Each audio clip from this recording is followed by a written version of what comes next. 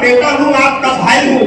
आज मैं मेरे बड़े भाई के लिए धुना में डाली थी और आप मुफ्ती इस्माइल को पानी पी पी करके कोस रहे हो। आप भी झांसा दे रहे हो। मल्टी स्पेशलिस्ट हॉस्पिटल के नाम से आप भी शहर को गुमराह कर रहे हो। आजाद उम्मीदवार बगैर माँ बाप का बच्चा है तो आप क्या हो? आप तो अनाथ आश्रम के वो बच्चे हो। 2024 के इलेक्शन हमारे सरों पर है। आप देखिए हमारे शहर के हालात। मैं आज ही के दिन माजी के अंदर जिस वक्त शेख आसिफ साहब को असेंबली इलेक्शन के अंदर शिकस्त हुई थी, उनकी उस वक्त की आज से 5 साल पहले की एक वीडियो देख रहा था।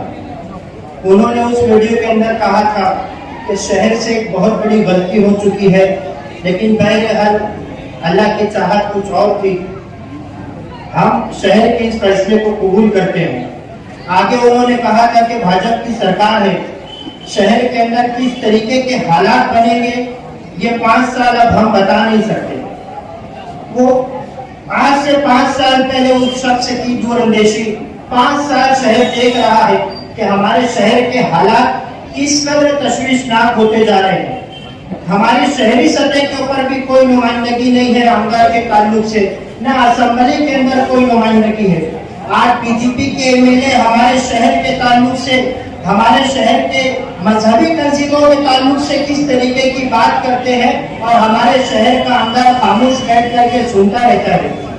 इनको सिर्फ बातें करना आता है, इनको काम करने से कोई सरोकार नहीं है। माजी में उनकी मैं एक प्रेस कॉन्फ्रेंस देख रहा था, उसके अंदर जब एक सहाफी ने उनसे पूछा कि 5 साल का आपने मैनिफेस्टो दिया था, वो मैनिफेस्टो आपने मुकम्मल नहीं किया। उसका जवाब इतना वाहियात जवाब, एक इतनी जिम्मेदारी की कुर्सी के ऊपर बैठा हुआ शख्स, एक आमदार उसका इस तरीके से जवाब देता है कि मैनिफेस्टो को सरकार भी पूरा नहीं कर पाती। सरकार क्या करती है क्या नहीं करती है वो पूरा देश देख रहा है। ये तो ऐसा हो गया कि आप अब इस असेंबली के अंदर भी आप मैनिफेस्टो बनाएंगे और आप जनता को सबसे बागात दिखाएंगे। आप जनता से ये कहेंगे कि आप हमें चुन करके लाइए, हम आसमान से तारे तोड़ करके ला करके आपके कदमों में डाल देंगे। लेकिन जब आप चुन करके आ जाएंगे, उसके बाद अगर कोई मैनिफेस्टो के ताल्लुक से आपसे सवाल करेगा तो आप ये कहेंगे कि मेरी औकात नहीं है, मैनिफेस्टो तो सरकार भी पूरा नहीं कर पाती। किसी ने कहा था अनेकों प्रश्न ऐसे हैं जो दोहराए नहीं जाते, बहुत उत्तर भी ऐसे हैं जो बतलाए नहीं जाते। मेरी ख्वाहिश है तुमको चांद तारे तोड़ करके दूं, मगर चादर से बाहर पांव फैलाए नहीं जाते। मैं मुफ्ती इस्माइल साहब को एक मशवरा दूंगा कि इस मरतबा असेंबली के अंदर आप जो मैनिफेस्टो बनाएंगे तो मुकम्मल मैनिफेस्टो बना लीजिए और उसके आखिर में आप ये चीज लिखना कि मैनिफेस्टो पूरा नहीं कर पाती सरकार, मैं कहाँ लगा भंगार।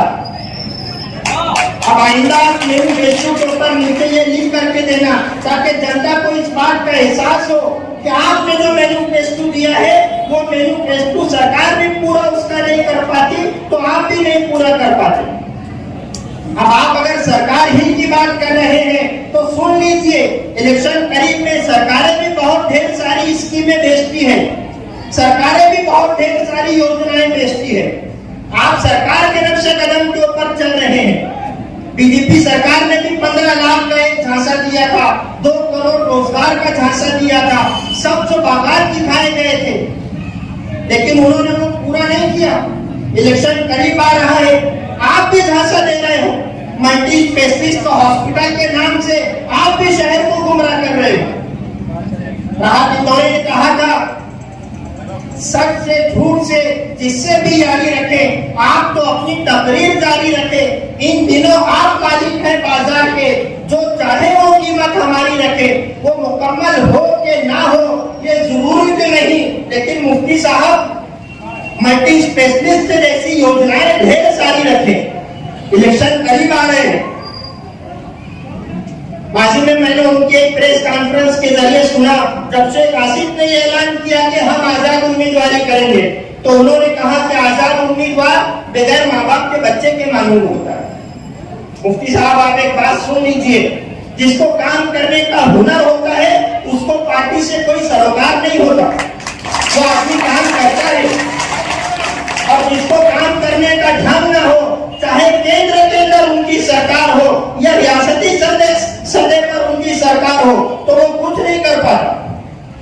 शेख आसिफ साहब अभी किसी भी ओहदे पर नहीं थे, 5 करोड़ रुपया उन्होंने शहर के अंदर लाया।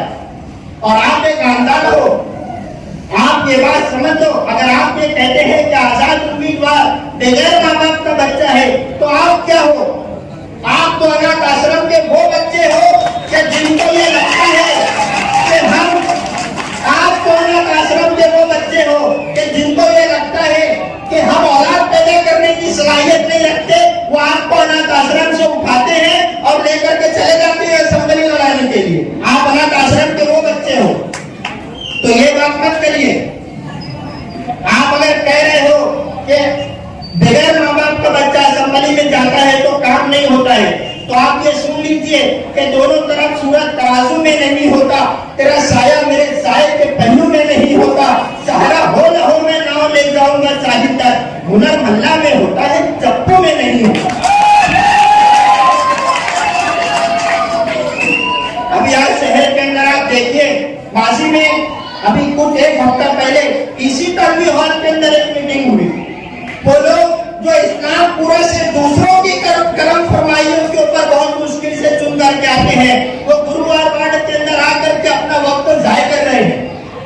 मैं उनको ये बात बताना चाहता हूँ कि माजी में जो लोग मुफ्ती इस्माइल कासमी के साथ थे और अपना तन मन लगा करके उन्होंने जनता से वोट ली थी, और वो वोटें उन्होंने मुफ्ती इस्माइल की झोली में डाली थी, और आप मुफ्ती इस्माइल को पानी पी पी करके कोस रहे हैं।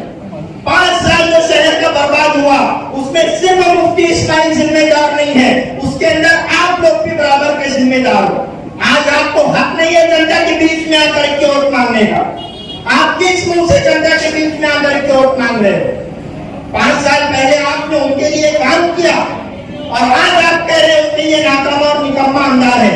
आपको आज समझा, हमने तो 5 साल पहले पेशन गोई कर दी थी कि इनसे कुछ नहीं होगा, ये नाकाम और निकम्मा अंदाज है। जब तो आपके वो जिले राही थे ना, अब 5 साल का वक्त तो गुजर गया, तो अपने जिले राही के क्रम देख रहे हैं, टूटे हुए लश्कर के भरम देख रहे हैं, और जिले राही के क्रम देख रहे हैं। ताकत का नशा अक्ल पे हावी है तुम्हारी, तुम देख ना पाओगे जो हम देख रहे हैं। मैं आज कहूंगा, ये मेरा इलाका है, ये मेरा इलाका है, ये मेरा वार्ड है। मैं आज, आप मेरे लोग हो, मैं आपका बेटा हूँ, आपका भाई हूँ। आज मैं मेरे बड़े भाई के लिए आपसे दामन पसार करके वोट मांग रहा हूँ। इस इलाके से तो नाउम्मीदी की मुझे आशा नहीं है। आप लोग अपनी झोली भर भर करके शेख आसिफ साहब को वोट दीजिए, और इस नुमाइंदे को आप असेंबली के अंदर पहुंचाइए। बहुत बहुत